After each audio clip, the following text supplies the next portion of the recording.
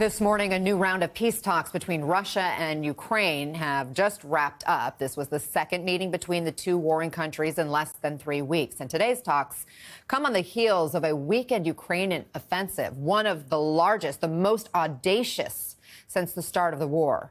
Ukraine's military striking dozens of Russian aircraft after smuggling drones on flatbed trucks deep inside Russian territory. The operation, codenamed Spiderweb. Let's bring in NBC News Chief International Correspondent Keir Simmons and Michael Weiss, editor with The Insider. Keir, what more do we know about Operation Spiderweb and how it may have impacted today's talks?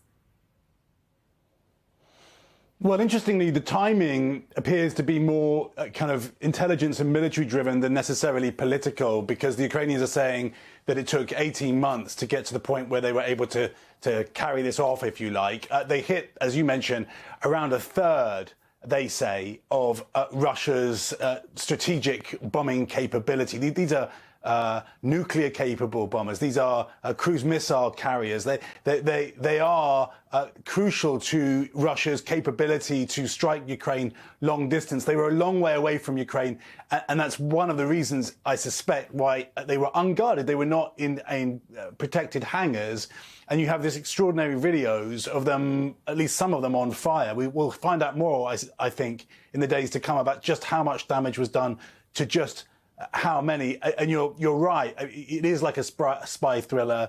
Ukraine saying that it kind of snuck people into Russia and that they carried this out and then they managed to get them out again. And Ukraine almost crowing. President Zelensky saying, and we've no way of verifying this, of course, that the headquarters of the operation to carry this out was right next door to an FSB office, to a Russian FSB office, which is, of course, the former KGB, kind of poking fun in a certain way at Moscow and Putin. The impact on the talks today, they were very brief. They agreed, according to Ukraine, to exchange more prisoners. But there's no sign of a ceasefire. And I just think what happened over the weekend just underscores that. The Russians, of course, in recent weeks have carried out huge bombing campaigns against Ukraine, even while these talks were taking place, Anna. So the reality is, despite President Trump's ambition to see a ceasefire, that is not what you're seeing in terms of actions, frankly, on either side, no matter what either side says. And across Europe, we're seeing signs of European governments repositioning to back the Ukrainians. Overall, the picture is that there is very likely to be a lot more of this conflict before it comes to an end. If anything, it seems like things are just escalating in terms of the violence and the number of attacks and the strength of the attacks. I know Zelensky calling this a brilliant result of this 1.5-year operation and really happy with how it ended up, at least for the Ukrainians. He's saying you called it their most long-range operation. You detailed some of the strategic challenges that they had to overcome in order to pull this off. Keir Simmons, thank you for that reporting. Michael, this attack by Ukraine was bold. It was significant. Talk about the scale of the operation and what it means now about Russia's vulnerabilities. Well, yeah, I mean, 18 months in planning, which means that the Ukrainians were doing this while Joe Biden was still president, and there's every likelihood they didn't read his administration into it either. We know that Jake Sullivan, the former national security advisor, did not look with unmixed delight on some of Ukraine's kinetic military intelligence operations, including the assassination of generals, Daria Dugina, who is the daughter of Russia's foremost fascist propagandist, Alexander Dugin, in central Moscow, and so on.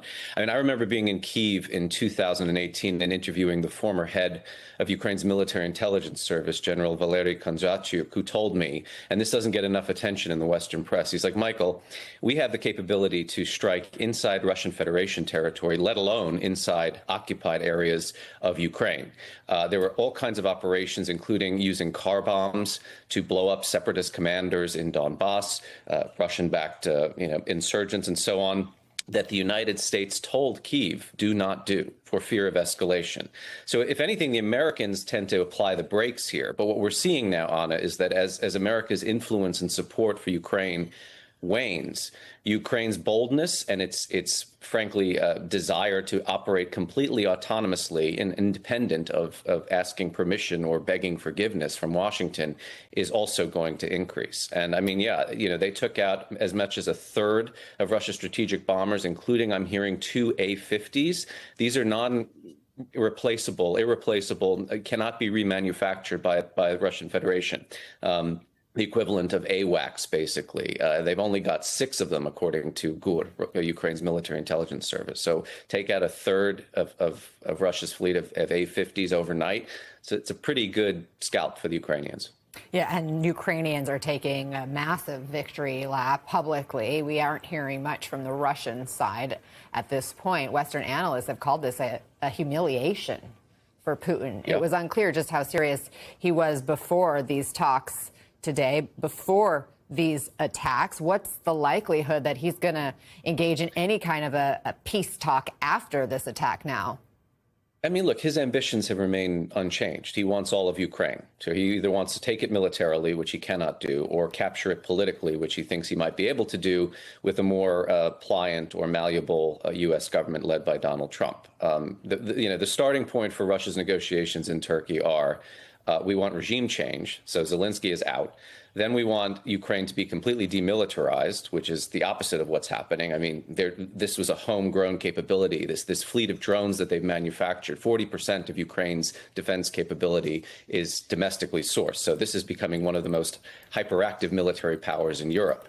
And then finally, Putin wants to relitigate the post-Cold War NATO security architecture. He wants troops, particularly American troops, withdrawn from the eastern flank, including the Baltic states. So these ambitions have not changed. I think what has changed, though, is the perception of Russian indomitability and invincibility. I mean, this is one of the most heavily invigilated countries on the planet. The FSB, as Keir mentioned, they're the border guard. They control the borders, what gets in and what gets out. And again, alluding to what General Kondratyuk told me several years ago, the Ukrainians are proving to be expert at not only running operations inside Russian territory. These drones, by the way, were according to the reporting, were constructed in Russia. And again, placed in those concealed compartments and then put on lorries and driven within striking distance of 4 different airfields, thousands and thousands of miles away from one another. It's pretty incredible. And that probably indicates, or it certainly indicates to me, Ukraine was able to recruit local assets inside Russia. Now, that's got to be a terrifying prospect to Putin, who spent the first 20 years of his dictatorship essentially recreating Fortress Russia. The old KGB, the nickname for it was the sword and the shield. Well, if the shield has cracks in it this wide, what does that mean about the stability of his regime? And I mean, you're going to have members of the Russian special services who are going to be incredibly paranoid and incredibly wary. And in fact, I'm just seeing today indications that traffic in Russia is now being held up. Why? Because the FSB and the law enforcement agencies are now searching every truck to make sure the Ukrainians have not smuggled more drones into them. Wow. So the psychological effects of this are massive as well. So fascinating, and I'm sure we'll learn more and more. And as you point out, the impacts have not ended. Thank you, Michael Weiss, for that conversation.